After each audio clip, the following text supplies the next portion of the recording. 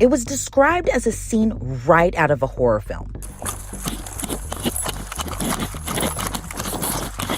An 11-year-old girl is stabbed multiple times in a home invasion. But the suspect behind this shocking crime reveals he actually had plans for more. I was gonna try to kill the whole family. This is Inside the Crime, presented by Law and Crime. I'm Elizabeth Milner.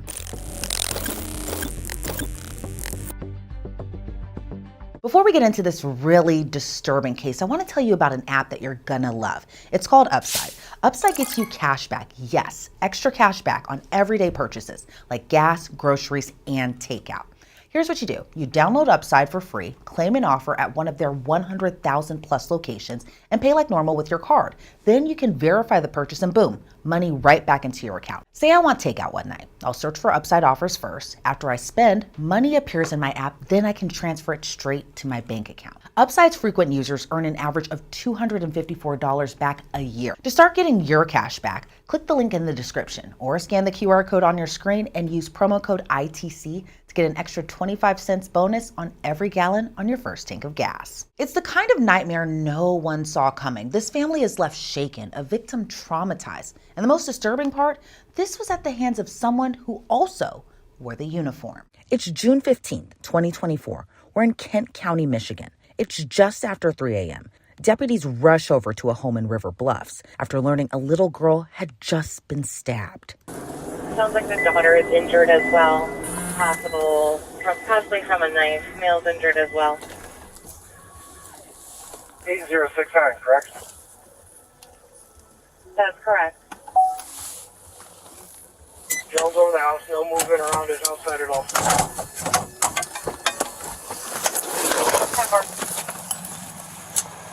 8069 down here.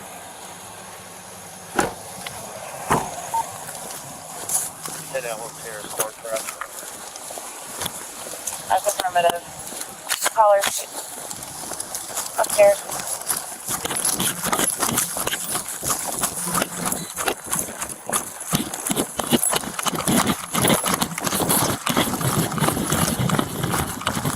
The Kent County Sheriff's Office redacted what happens when deputies go inside the home because it's that graphic. But here's what we know through court documents.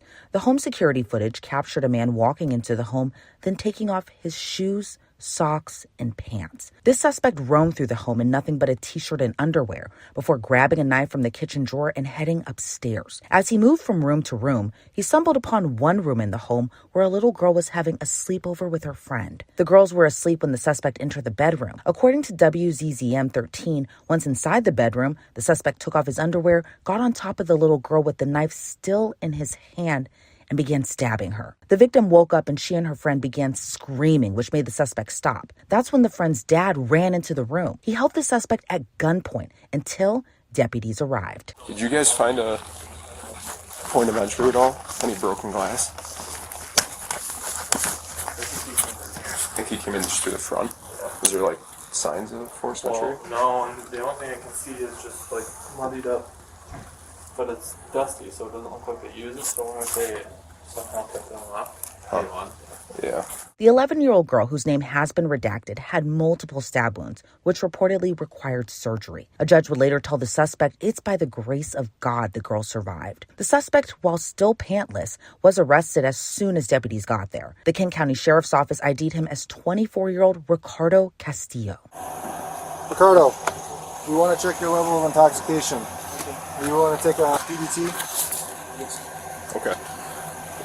Ricardo, so with a PBT, I just need you to take a deep breath like you're going to fill a giant balloon, and you're just going to keep blowing until I tell you to stop.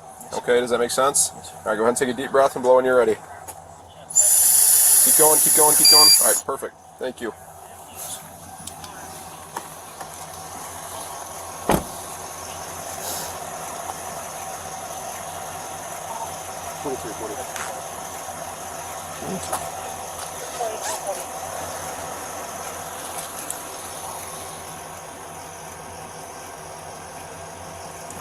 Can you tell me how long you've been on scene? Here's what we've learned about Ricardo. At the time of the stabbing, the 24-year-old was a recruiter for the United States Marines. According to the Marine Corps Times, the 24-year-old corporal worked as a canvassing recruiter at the Lansing recruiting station since October of 2023. Now, as he's confronted by investigators, he knows that career is over. I just have one question, sir. What's the process about everything? I know that I'm guilty, and it doesn't matter like what I do. I know that I'm guilty of what I've done. Okay. Well, like I said, I want to take care of this now before it gets too late. I know Jim's probably wanting to go home here soon, but we'll take care of this. We'll get this wrapped up, and then I'll have a sit-down conversation with you. We're just going to talk, have a cordial conversation about tonight's events, all right? And then I can walk you through the process from there. Okay. Okay. So first off, what I'm going to do is take general photographs of you, and then we're going to take more specific photographs of like what's here. I see some more blood on your leg there. What is that? I don't know. It might Just be dirt? just grass. Okay. Yeah. All right. Are you injured anywhere? No, ma'am. Okay. So when I take these pictures, I'll probably lift up your shirt so that we can see how you are. Document that you do not have any injuries, that type of thing. Okay? And then after the photographs go, then we'll take a known buccal swab from your mouth, a penile swab, and then we're going to swab these blood stains that are on you. Yes, Okay? Understand? Yes, sir. Okay. After the forensic exam, investigators provide Ricardo with a change of clothes, and he's read his rights. Investigators weren't beating around the bush with him. They want to know how he ended up in a random home and in a little girl's bedroom. What's the last thing you remember then from the festival?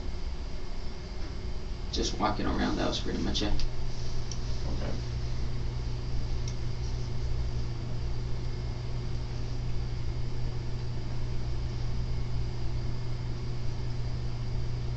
Alright, so then from the time from the festival, you walking around Yes, sir. until we make contact with you this morning. Yes, sir. What all transpired in between then? Well, I do remember walking towards, like, inside the house. I tried, like, going through that first door. It wasn't open. I went to, like, the one that it was open. I was walking around the rooms. I know. I grabbed a freaking knife from one of the, like, the drawers. I opened one of the doors, and I remember that there was one door that it was locked. So, like, I walked upstairs. I think it was the parents' rooms. I saw them, and then I walked towards, like, the lady. I don't know her name. To be honest, I don't know the family. And that's when I did what I did. She started screaming, and I acknowledged what the I did, and I regretted every single second, but it was already done. So I dropped it and kind of lost conscience of that, just until, like, I was arrested. I remember every single second of it, but I kind of, like, lost conscience from, like, the moment that I did what I did until all of that. So I'm not gonna justify my actions because those are my actions, and I know I don't know if I actually killed that lady, and if I did, I'm gonna live with that remorse the rest of my life. And if I didn't, like, if she didn't die, I still, like, her life up, and I'm still gonna live with that the rest of my life. I'm not gonna justify that I'm innocent because I know I'm not. So what I'm gonna do is pay whatever I need to do, whatever sentences I need to do. Then I'm just being honest with you, sir, because not only did I this is not a mistake, to be honest. This is not like something that I can just say that I can justify. So I don't care like if there's a court, I don't care like if there's like the whole process. I'm gonna do whatever I need to do, because there's never, it doesn't matter how much work I'm gonna be doing for the rest of my life, it's never gonna justify what the I did. Ricardo admits this attack was random. He didn't know who lived in the home. He just went for an easy target. But his real plan was far more disturbing. So you put your hand in her mouth, and then you said you started stabbing her. Yes, sir. Okay. Where did you stab her at? Neck. I tried to like go through like neck. Okay. Why stab her in the neck? The whole reason why, because in my head, that was gonna be like the easy way to kill her. That was it. Okay. No specific reason, like, so, to be honest, at the moment of the incident, I was trying to, and probably, I was gonna try to kill the whole family. I am not gonna explain the reason why, because in my head, like, it was just, to be honest, I don't know. It just made sense to you at that time. It's, yes. I'm not saying like it, no, it didn't even make sense, to be honest. Like, it just, I wanted to kill the whole family, but I wanted to start with that person. And once I realized what the I had done, then I just stopped. That was it. And why I choose her as the first person, it was just maybe she might have been the weakest, because I didn't even see like around like who there was somebody else. And maybe like if I would have known there was out like in the back, I probably never would have done that. But I did it.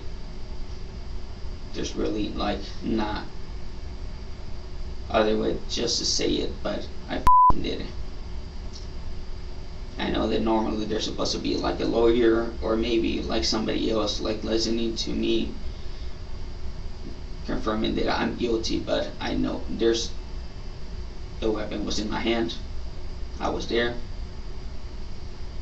and I'm willing to pay any repercussions that it has to do or happen, whatever.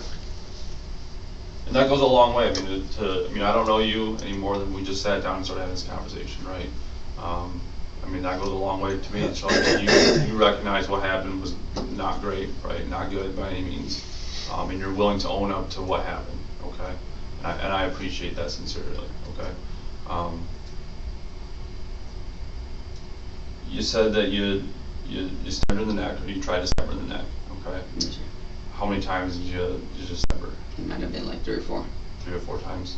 Other than the shirt that you came in today, where's the rest of your clothing at? I dropped my pants and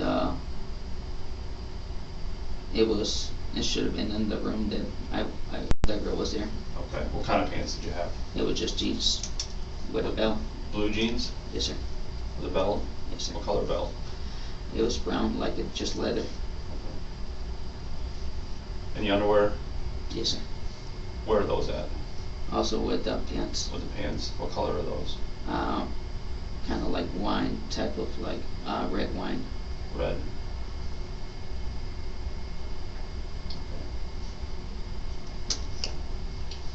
What's the reason for those not being with you today? To be honest, now this is not only like it was one of the worst that I ever done, but I think I was trying to sleep with a girl. She was dead. Okay. That's not. I'm not gonna answer or anything like it. That was probably gonna like what's going on in my head. Okay. So that when did you end up taking your pants and your Right before like I actually like I went inside the room, I dropped those, and then that was it. So you went in the room, you saw who it was, the girl in the room, right? you then took your clothes off, took your pants and underwear off at that point? Yes, sir. Okay, and then you went over where she was sleeping? Yes, sir. And then you stabbed her a couple times? Yes, sir. Okay. With the intent of killing her, but then also Yes, sir. having sexual intercourse with her after the fact? Probably. Okay. That's why you're taking your pants off, right? Yes, sir. Okay. Because you were going to have sex with her after you had done killing her. Probably. Was there any kind of, other than you stabbing her, anything else physical between you two? Anything else happened between you? Did you have sex with her? No, sir. Okay. Any other injuries that are going to be found by the doctors that, other than the stabbing, like anything, no injuries, anything else other than the knife stab? No, sir. No.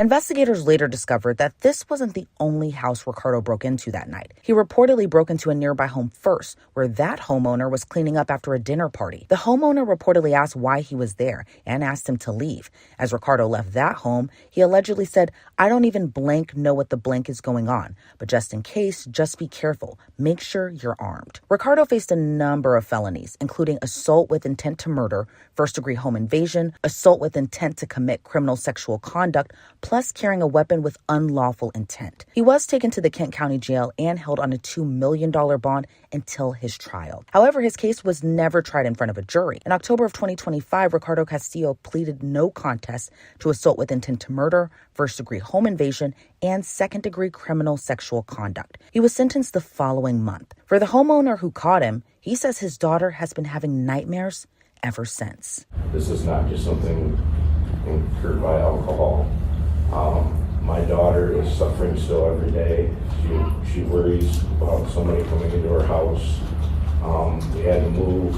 We've had to clean up just blood and mess. We've heard what he has wanted to do to our family, and what he wanted to do to my daughter and daughter's friend. And that's just not okay. This should not be taken lightly. I'm pleading with you just to make an example out of this. Just pleading with you. This is just going to affect everyone that's here for the rest of our lives.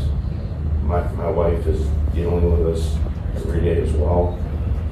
I could have shot him. I get so much flashback for not shooting him. I'm a man of God, and I did not plan on doing that, but I also realized that it would have caused more damage if I did shoot him. It's in the middle of why I didn't, but God was there telling me not to. I wish that this didn't happen, but I just pray that you hear my words. Prosecutors read aloud the 11-year-old stabbing victim's statement in court. In a written plea to the judge, she said she doesn't want this to happen to another little girl. I remember feeling a lot of burning pain and stinging pain. After the hospital, I remember my wounds aching for a long time. I remember feeling warm running down my body from the blood. I remember the smell of it. I can still feel the sting of the pain. This crime left me shook, frightened, horrified for my life, and afraid. When it was time for Ricardo to give his statement, the former Marine recruiter turned inmate got on his knees begging for forgiveness. It took me some time to write down something, find the words, but to be honest, I wanted to come from God. When I was incarcerated, there were so many feelings, so much regret, remorse. Just, I couldn't explain it. And sometimes I still can't explain it.